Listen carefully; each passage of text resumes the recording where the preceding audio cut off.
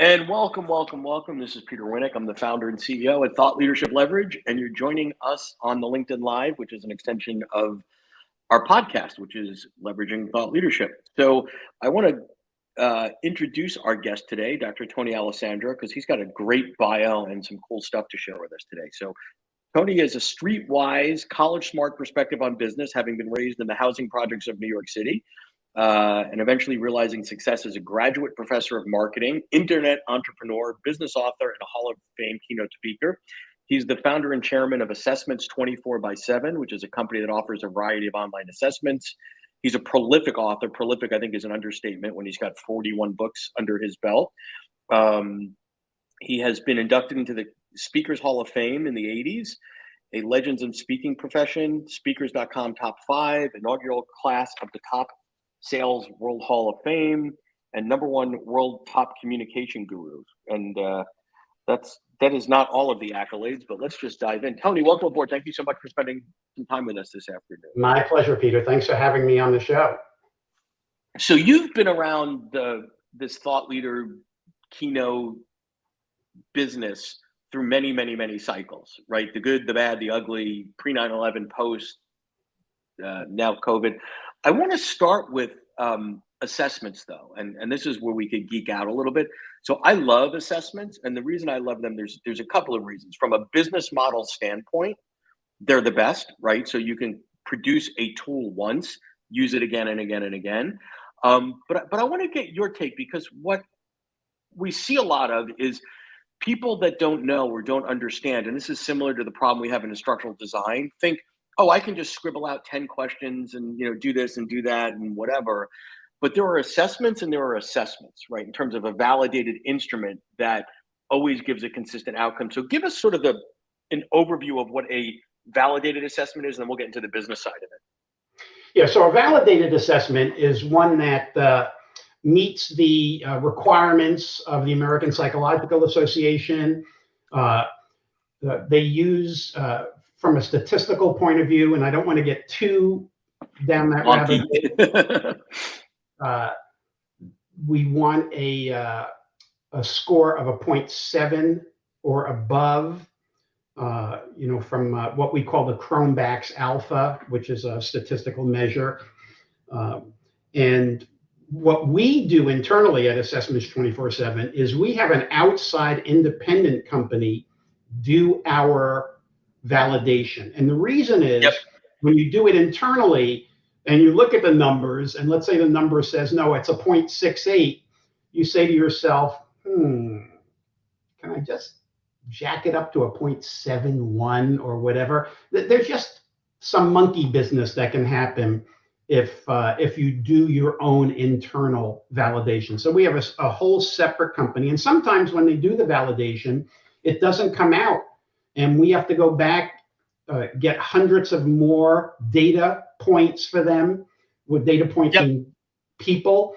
But I want to go to the point of the validation is basically you're saying to the buyer, to the market, this is a true and reliable instrument, right? So if I were in the business of selling rulers, and every time I sold a ruler, people got different measurements, I would be bankrupt pretty quickly. So all the validation is ultimately doing is giving proof positive to the buyer that if we're measuring whatever, a personality trait, or an ability, a capability, whatever, that in a certain set of circumstances, you give the same inputs, you get the same outcomes, right? And I think exactly. And it's sort of like validation is like the good housekeeping seal of approval. And the proof of the pudding is when people take, for instance, our DISC assessment, almost 100% people look at this and say, this is me. I mean, it really creates an accurate description of the individual. Right. It's not fortune telling. So I think what happens is, and I'd love your thoughts on this, early on in someone's journey as a thought leader, maybe they've got a book, they've got a keynote, and they see other folks have an assessment. So they say, I'm a smart guy or gal. I can create. Let me ask a couple questions. Let me do this. Let me, whatever. And if you're selling to consumers, the reality is consumers just don't know what they don't know. So they will not care necessarily if something's validated or not. where we tend to put our energy and efforts in, and I think this is where you are as well, Tony, is on the B2B side, on the enterprise side. So what happens is you might get away with an unvalidated instrument for a period of time. It might even be viably commercially successful. And then you go into the B2B side, and there will be someone on the client side, particularly at a Fortune 1000, that says, great, show me your validation study, show me this. And if the answer is no, it's going to be a really short meeting, right? Exactly. So can you talk to that? Yep, yep. And we do have a lot of people who have a book coming out and basically say, we'd like to create an assessment. And what we tell them to do is to go to an independent company. An example would be a company called Humro, Humrro. And what they do is they create assessments and validate them. But it's a very expensive process to do that. And that's why Sure. a lot of individuals say, you know what, I'm just going to do a simple process, sort of like what you would see in a magazine, Right. The Cosmo thing. Questions, so. Yeah. So your focus is more on the distribution side of assessments as opposed to the validation side at 24/7? Absolutely, yeah. So we don't validate. We have somebody else do that, but we do validate. That's crucial because most of our business is either through business coaches that are working business clients, and those clients want to know that the assessments really do work and are telling us the truth, and also our end user corporate clients, which could be anywhere from Starbucks to Microsoft to Tesla or whatever. Yep.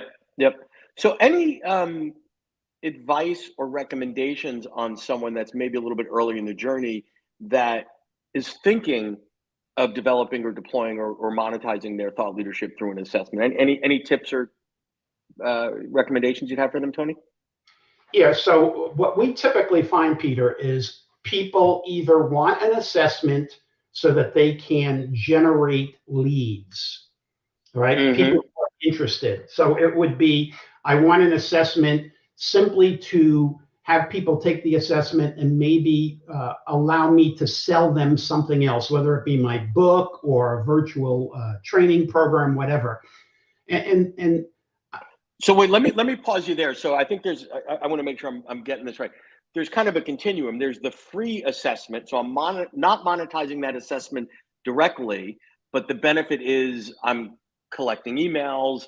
It's giving people another level of depth into my IP. Maybe they've read the book or an article, but it's another way for them to interact with me pre-buy side, right? So there's certain assessments that are on the marketing side is what you're saying, I think. Yeah, right? And when people are going to do that free version, they're not going to put the money in to validate an assessment. It's way too expensive.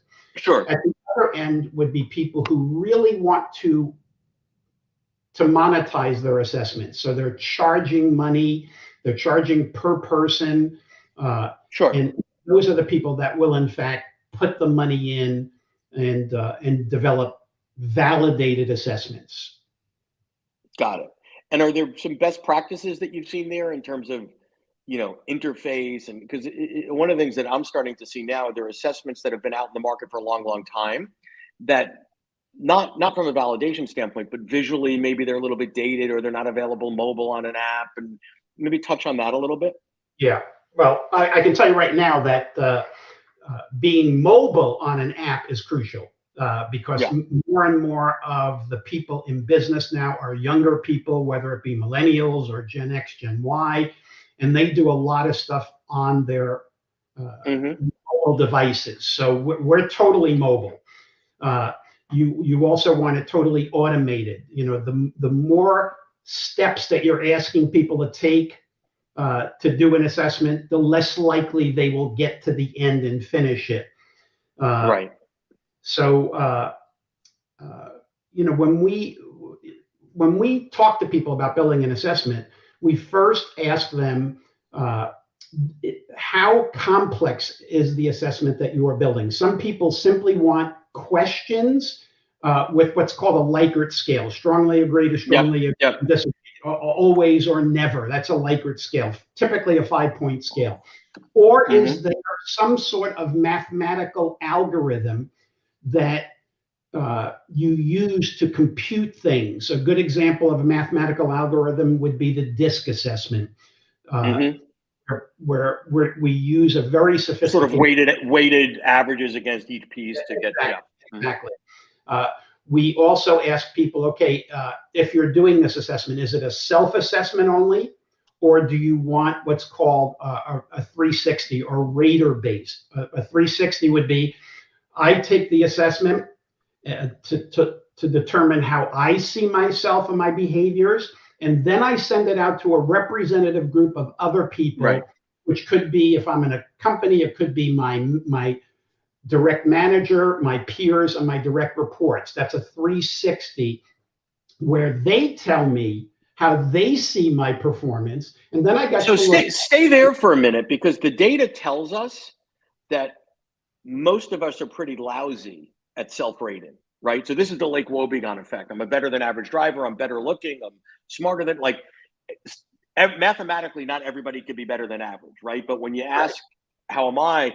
So there's also, and I forgot what the word is for this, but you probably know, there's a way to get people to sort of self-rate, but finagle the language a little bit to say people around here, dot, dot, dot, right? So you can play with that a little bit. But I Yes, love the 360 piece, because then if you're a coach or consultant, you say, well, hey, Peter, you think you're agreeable, easy to get along with, but everybody else around here sees things a touch differently. Let's talk about that, right? And that becomes the basis of a good coaching call or a good consulting call. exactly. So we have seen leaders do this, and you get what the direct reports may say, and it tells you how I can develop coaching or training built around improving their performance. From a salesperson's perspective, what we'd love to do is to have the sales manager, their fellow salespeople, and Yep. their Right. customer giving feedback. Hey, I think I'm really good at quote closing the sale, but my customers are saying no. That's Your it. Just follow-up's terrible or whatever. Yeah. basically tells us what we should do to improve and develop.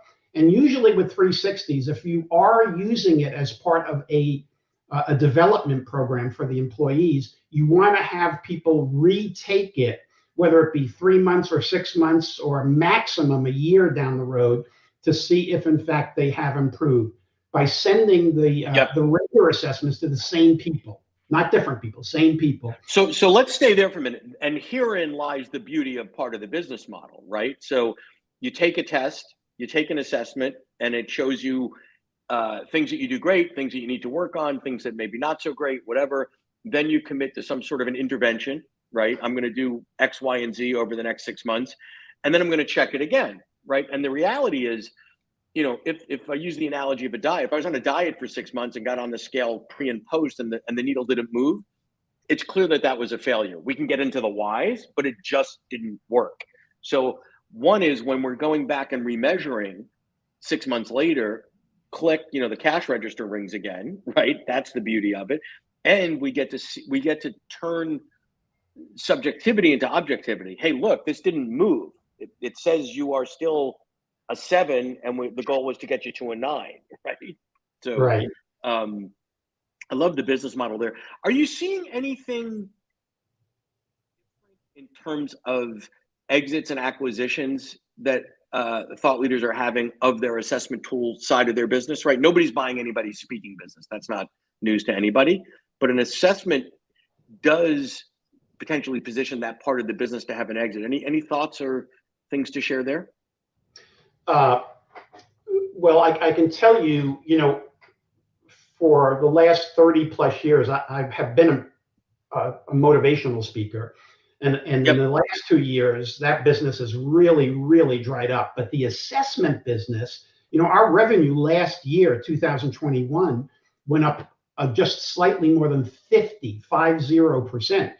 So because of the virtual nature of assessments, because of the accuracy, uh, Yep.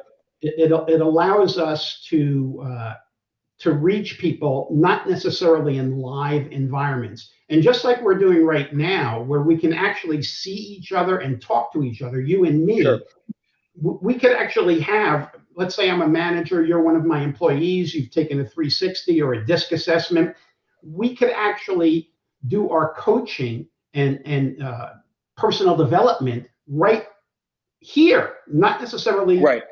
face to face, live, but here we are.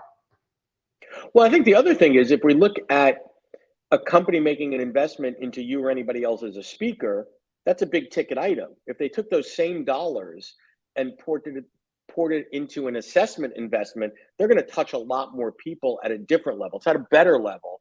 It's a different touch point, right? You can reach dozens, hundreds, whatever, depending on your speaking fee. So let's go back to the speaking side, because you've been sort of as I opened with, you've been around this speaking thing for quite some time, the good, the bad, the ugly. Give us a sense of what you're seeing now. Obviously, everything's going digital, going remote. I mean, I guess my big question is, do you think it ever gets back to 2019 and pre-levels in terms of in-person event, living on airplanes, doing 80 gigs a year? Or what are your thoughts and experiences? Yeah, no, we've definitely had structural differences. And by the way, this all started probably right around 2000, 2001, when the stock market, especially technology, and then 9/11. Yep. So maybe before 2000, like in 1999, I remember this vividly. 1999, I had 99 paid speeches. That and you weren't trying to get to 100, and it still bothers you, were you? No, it allows me to remember 1999, Right. 99. And typically a full calendar was about 100 speeches a year prior to 2000. After 9/11, my personal thought was that the full calendar dropped to about 80. After 2008, the Great Recession, a full calendar dropped to maybe 50 or 60.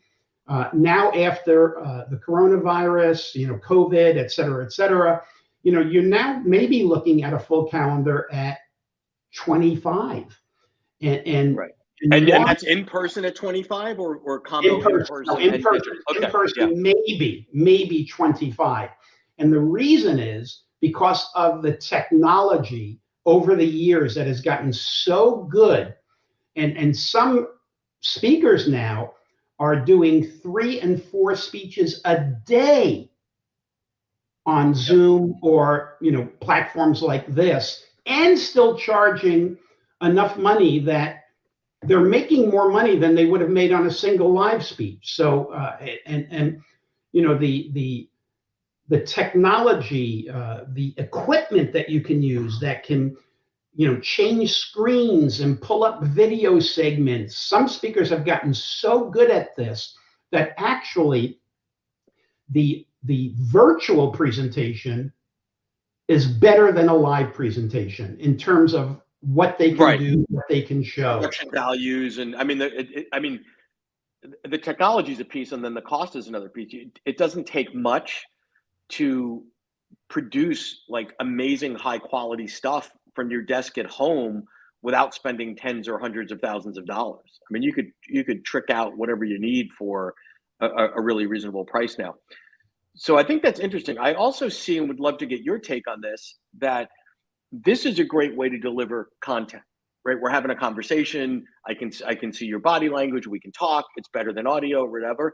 It's kind of a lousy way. And when I say this, it's not just this platform, any of them. Not a great way to create community, and not a great way for connection, right? So those are the pieces that are still, I think, human needs that in-person event satisfies in a way that the technology either can't or can't as of yet, right? Because why do we go to all these events, right? We go, part of it is the program, but the other part is, random, it's interesting when you talk to event planners about the best events they did, they'll repeat the theme and the look and the feel and the venue. Ask participants about the great event they went, and they'll say, oh, 2006, that's the time I met Alessandra, and we were at the bar together and we became really good friends, or that was the other time where such and such happened. So I think there's a difference between the producers and the participants. Yeah. I have always found that the interaction, the networking during breaks and meals, has as much, if not more, impact on the attendee at a live conference than actually the speakers. Right. Said the speaker, right? The speaker. That's right. I mean, got to be honest Yeah. with this. Yeah. No, and listen, there's nothing like a great speaker in their element doing what they do best. So any other, as we start to get ready to wrap up here, Tony, any other thoughts or reflections for folks on either the speaking side, the assessment side, life in general? Well, I just have certain philosophies as we've come through a couple of really tough years, and I don't think we're still over it yet. I'm flying to London on Monday, but to get back into the United States, I've got to take a COVID test Right. within 24 hours, even though I'm totally vaccinated. But so it's still there. Uh, I just live by certain philosophies that I keep telling myself, no matter how good or how bad, especially how bad, this too shall pass, and it Right. will. It will. What goes around comes around. Uh, I'm always out there helping people, not expecting anything in return. But believe it or Hmm. not, I always get something in return. Maybe not from them, but somehow, somewhere. Uh, and I just I tend to be generous with my time and my money. I went to Yeah. college. I went to the University of Notre Dame on a scholarship for need, not Hmm. academics. And now that I have been successful, I've actually endowed a scholarship at Notre Dame for Oh, students wow. accepted but can't afford to go there, because that's what happened to me. So again, what goes around comes around. Yeah. Prescription before diagnosis is malpractice. These are rules that I live by. They're evergreen. They're Yeah. evergreen, which means they were valid 20 or 30 years ago. They'll be valid 20 or 30 years from now. Well, this has been great. I appreciate you spending time with us and sharing your experiences, your thoughts, your expertise, an example of the principles that you just talked about, of the generosity and such. So I appreciate you and appreciate your time, Tony. Thank you so much. Thank you very much, Peter. My pleasure.